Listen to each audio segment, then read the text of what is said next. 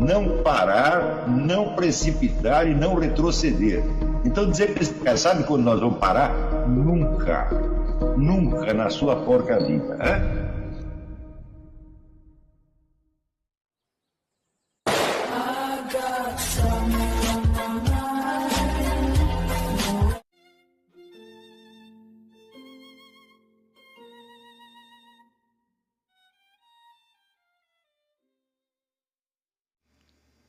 E aí pessoal, tranquilo? Então vem aqui antes do vídeo começar, pedir para vocês se inscreverem, quem não for inscrito, compartilhar, curtir, comentar. Quem puder seja membro do canal, que isso ajuda bastante. Tem também o link do Apoia-se. Quem puder ajudar nosso canal e apoiar financeiramente vai ser muito bem-vindo. Mas o mais importante é transmitir o conteúdo e os conhecimentos do professor Olavo de Carvalho para mais e mais brasileiros. Então compartilhe e ajude aí nossa causa. Muito obrigado a todos os membros, apoiadores do canal. Fico muito feliz. Tenho certeza que a gente está no caminho certo. Então fiquem com o vídeo e até mais. Valeu! E a experiência consiste simplesmente no seguinte. É fácil você perceber que todos os elementos que compõem a sua esfera mental, sua esfera de pensamento, memória, imaginação e tal, estão em constante fluxo, em constante movimento. Tá certo? Aquilo nunca para, né? Tudo ali é absolutamente impermanente, né?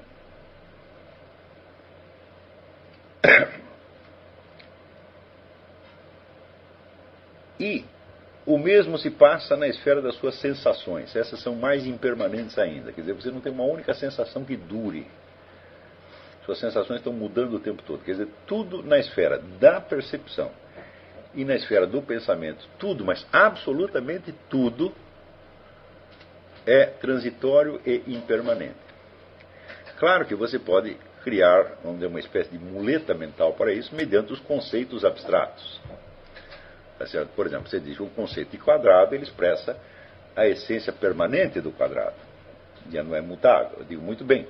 Mas uma coisa é a permanência do conceito de quadrado e outra coisa é a impermanência do pensamento que o pensa.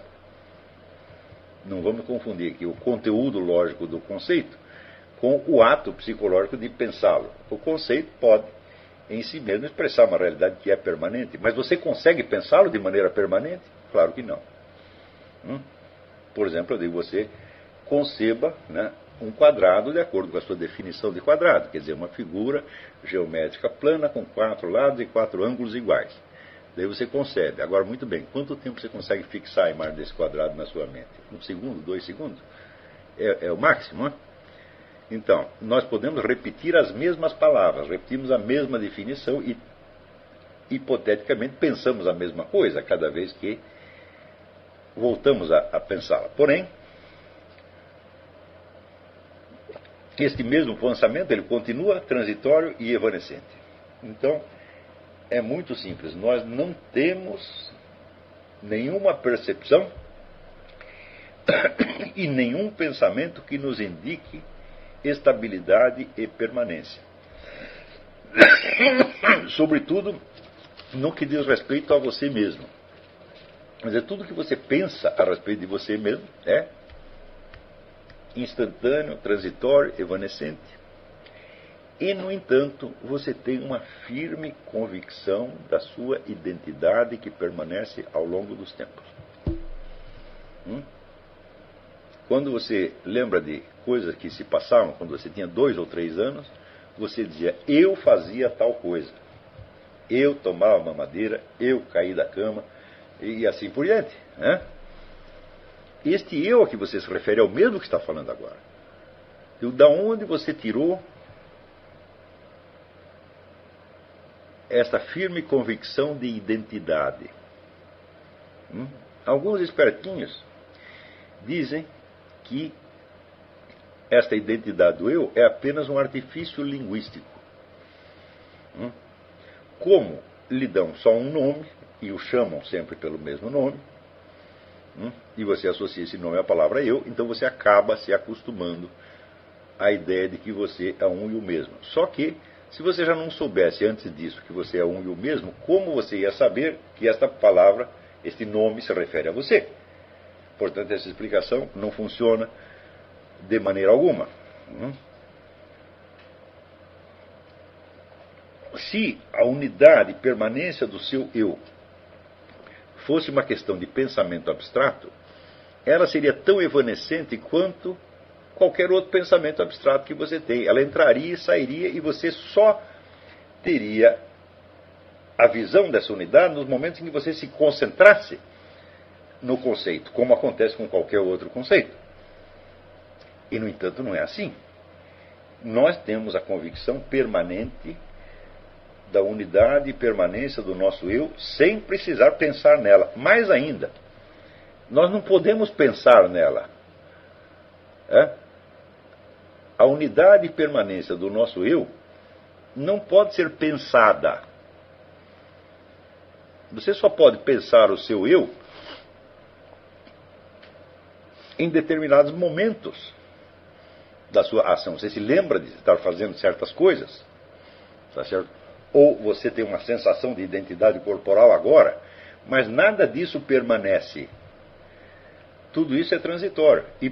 Mas por baixo disso continua a firme convicção de identidade e permanência do eu. Da onde você tirou isso, raios? Se esta unidade e permanência não tem base física, porque o seu corpo se transforma continuamente,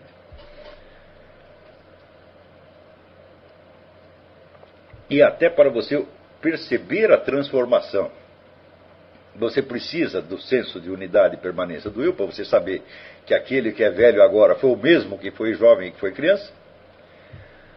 Não? Mas em nenhum instante você consegue pensar você mesmo como totalidade. Nunca você consegue. Você lembra de um pedaço, você lembra de outro, você fala de uma coisa, fala de outra. Ninguém pode ter uma visão completa de si mesmo. Todas as visões que você tem de você mesmo são fragmentárias e transitórias. E, no entanto, por baixo delas continua o mesmo sentimento de permanência e identidade do eu. Resultado, este senso de unidade e permanência do eu não é um elemento mental. E também não é um elemento corporal. Ele não está no seu corpo e também não está na sua mente. Ele está onde? Ele está na sua verdadeira identidade. Você tem um senso de que você tem uma identidade permanente e contínua. Tá certo? Por quê? Porque você tem essa unidade permanente e contínua. Então, isso é como se fosse uma presença direta da realidade, sem intermediação da percepção sensível ou do pensamento. Estão acompanhando isto? Então, está aí um exemplo daquilo que eu chamo de conhecimento por presença. É algo que você sabe, não porque você teve uma sensação física daquilo, e não porque você pensou, mas simplesmente porque a coisa está presente em tudo o que você percebe sensorialmente ou pensa. Ou seja, é a própria base de todos os seus pensamentos e percepções. Isso está continuamente ali. Então, este é um caso de conhecimento direto da realidade, e no qual, vamos dizer, o conhecimento se identifica com o ser. Você sabe que você tem uma identidade permanente, porque de fato você é uma entidade permanente, e não porque você percebeu isso com o corpo ou porque você pensou nisso. Ora, este conhecimento, então, essa sua identidade, se ela não é nem corporal nem mental, o que ela é? Bom, também não sei. Mas é alguma outra coisa, certamente.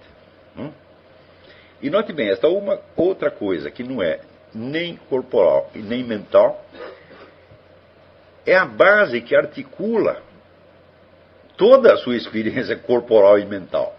Se desaparecesse este senso de continuidade e identidade do eu,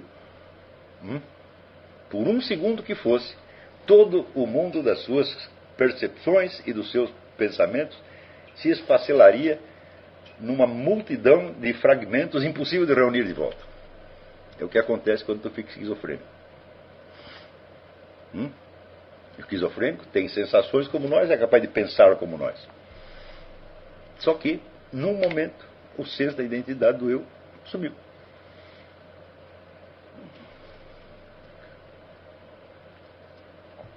O que falta para ele não é nem pensamento e nem percepção.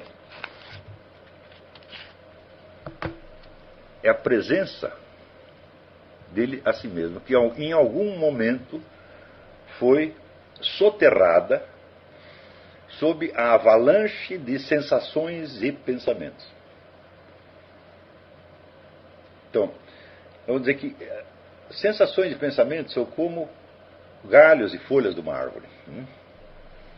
E a identidade do eu é o tronco. Então, quando você fica esquizofrênico, é como se os galhos e as folhas tivessem crescido tanto que já não se vê o tronco.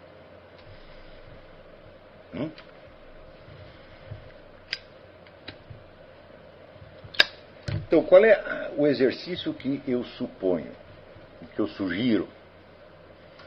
É a coisa mais simples do mundo. É apenas uma mudança do seu eixo de atenção. Normalmente a sua atenção está voltada para as suas sensações físicas e para os seus pensamentos.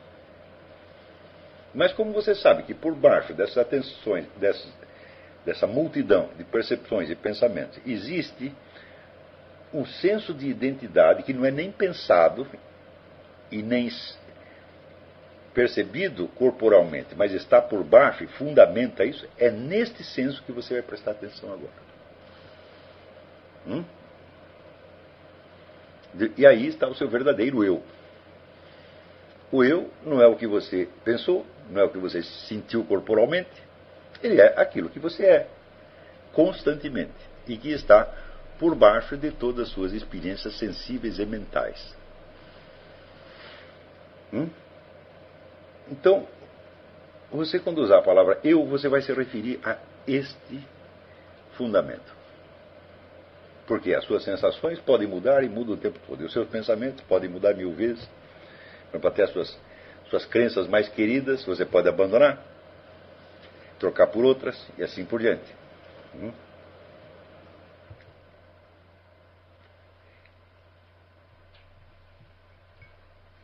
Então você vai simplesmente, você vai ter que usar algo do pensamento para despertar, né, este senso em maneira consciente. Todos nós temos esse senso de identidade, mas nem sempre a nossa consciência está centrada nele. Em geral, a consciência está dispersa em elementos da sensação ou do pensamento, e não no eu. Então, você pode usar a sua memória para simplesmente lembrar que você agora é o mesmo que era quando criança. Só que você vai focar a sua atenção não na sua figura de agora, nem na sua figura de infância, mas simplesmente na continuidade que há entre uma coisa e outra. E você vai dizer, isto sou eu. Não é uma experiência paranormal. Só que, no momento que você faz isso, os pensamentos e sensações continuam vindo. Porque eles são o reino da mutabilidade. Eles estão continuamente girando por aí. O que você vai fazer? Vai suprimi-los? Não, você simplesmente não vai prestar atenção neles. Você deixa que eles venham. No começo vão lhe aparecer pensamentos e sensações muito impressionantes que vão atrair a sua atenção e fazer com que você siga o fio deles, perdendo de vista o ponto central. Não tem importância. Isso acontece uma vez, 2 vezes, 3 vezes, você volta sempre ao mesmo ponto.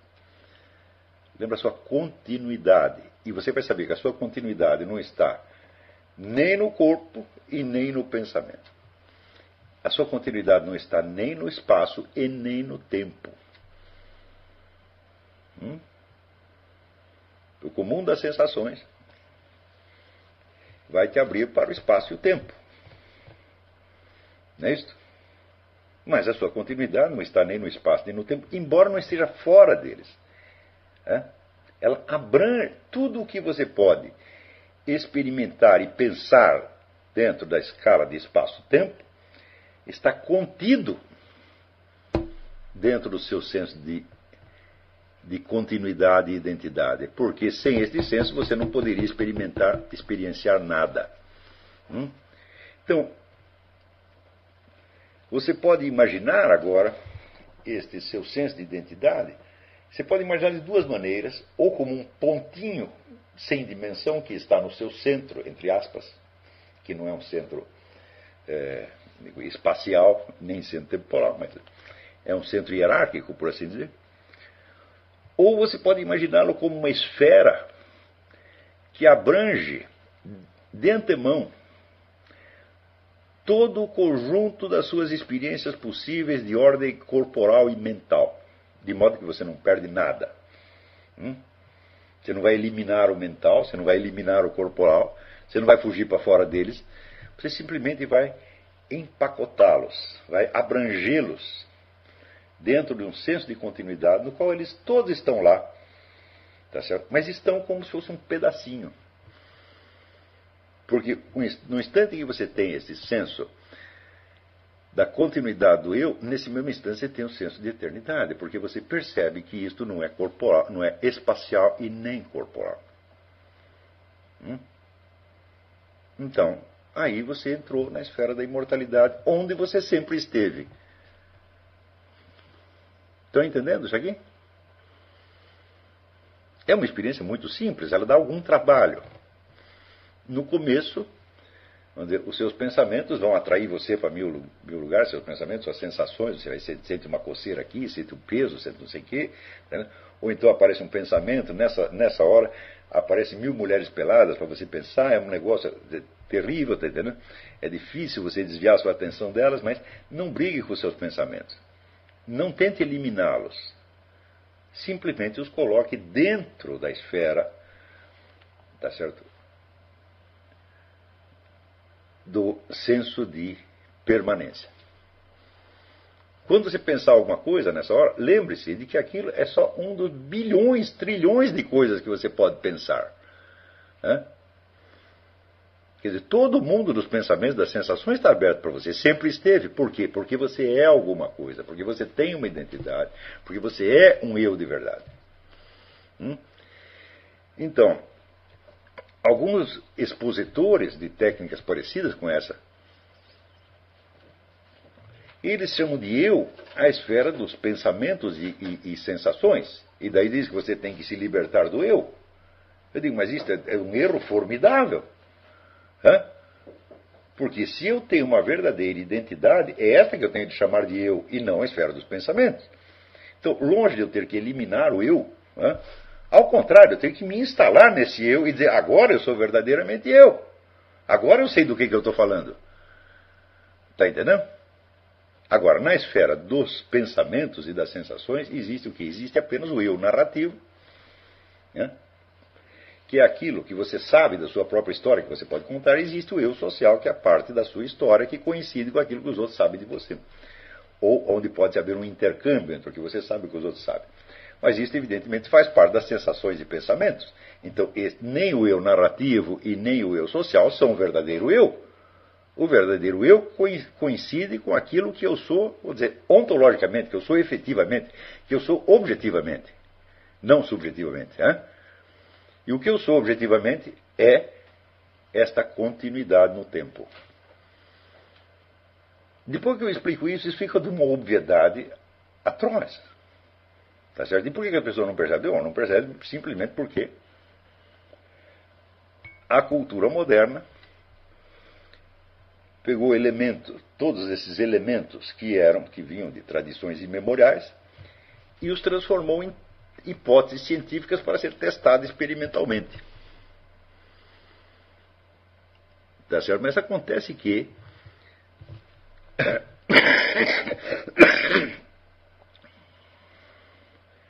o modo de testar isso tem sido completamente errado.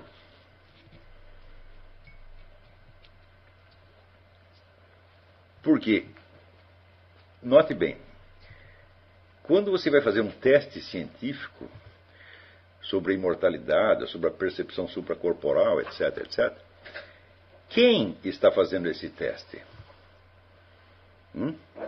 Quem é a pessoa do cientista ou do experimentador que está conduzindo o experimento. Quem é ele? Qual é o eu real dele? Se ele está colocado na esfera simplesmente do eu narrativo ou do eu social, então ele é apenas uma ilusão.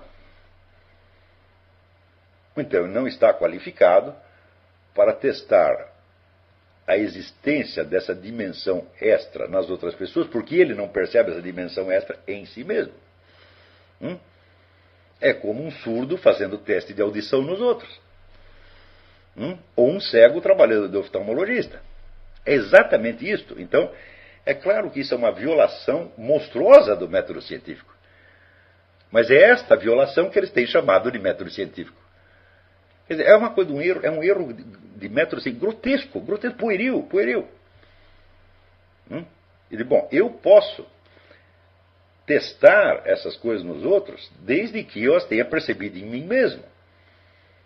Assim como eu posso testar a visão no outro se eu mesmo enxergo.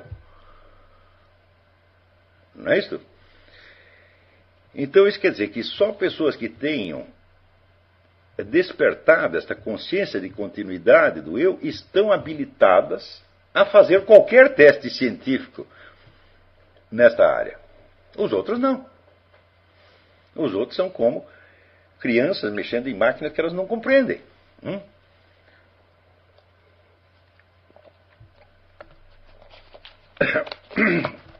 Então, em princípio, eu aceito a ideia de que a experiência é o teste último da realidade.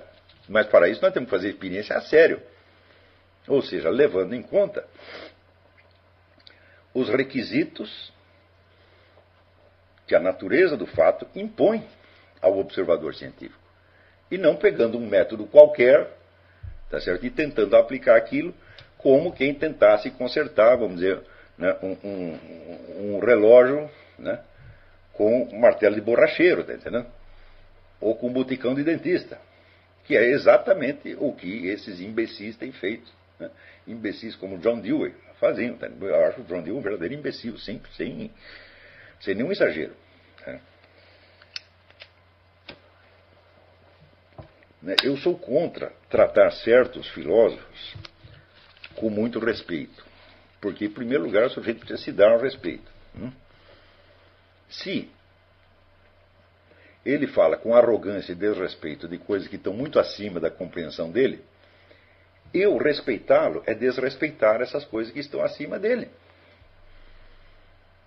Por exemplo, se John Dewey, né, ele diz que os métodos em educação só valem se eles forem testados na realidade e derem bons resultados.